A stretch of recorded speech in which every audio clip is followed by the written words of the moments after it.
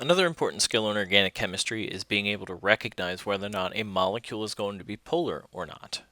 For a molecule to be polar, it has to have an asymmetric structure and it has to have polar bonds. So let's give you an example, CH4 methane. If we draw this, we should recognize it's tetrahedral.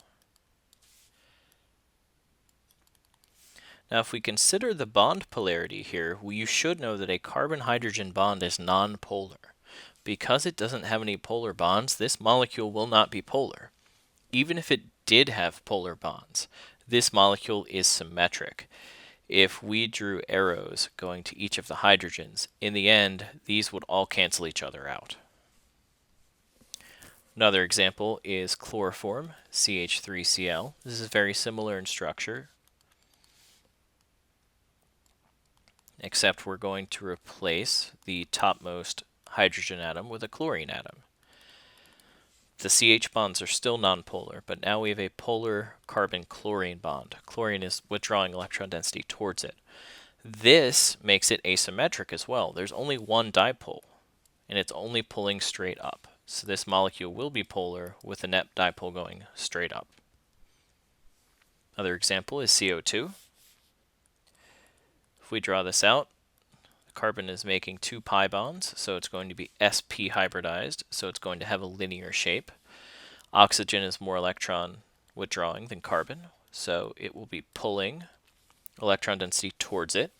So we do have polar bonds, but in this case, we have some symmetry because this dipole here is going to be directly countering the other dipole. Basically, if we draw a line right down the middle here along the dipole axis, you can see it's the same on either side. Because it's the same, it will cancel out. This molecule has a zero net dipole. It's not polar. HCN, on the other hand, if we draw it, again, carbon is sp hybridized. This will be linear. Carbon-hydrogen bonds don't have a net dipole, but the CN bond will be polar because nitrogen's a little bit more electronegative than carbon. Again, if we draw a line down the middle, we look at the dipoles, there's only one dipole. It's pulling off to the right, so this molecule will be polar. CH3CO, CH3, our first organic molecule. So if we draw a Lewis structure of this first, we've got a CH3, a CO, then a CH3. Notice the carbon and the oxygen don't have enough bonds, so there's going to be a double bond there. Okay, carbon-hydrogen bonds, nonpolar, so there's no polarity here or here. Carbon-carbon bonds are nonpolar. The only polar bond is this CO bond right here. But to figure out how that will affect the dipole of the overall molecule, we need to draw it correctly.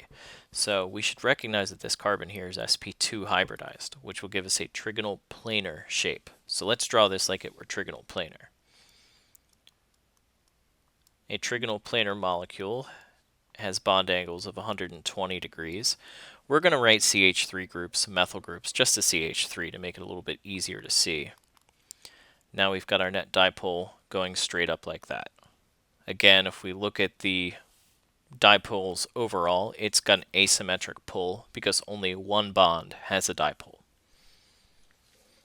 Last off, methanol, CH3OH. Let's draw our Lewis structure.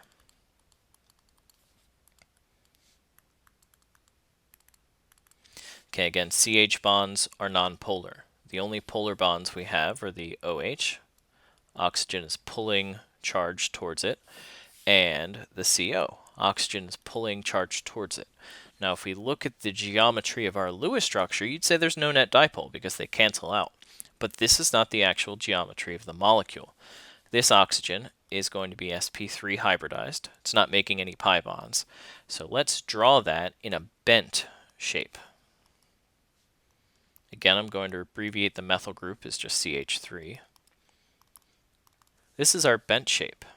Now, instead of being more of a linear shape like we've drawn over here, the bent shape is going to give us a different answer for our dipole. Okay, if we look at these kind of as a triangle, we've got a vector going up and to the right in this case. we have a vector going up and to the left in this case, these two arrows are going to cancel each other out.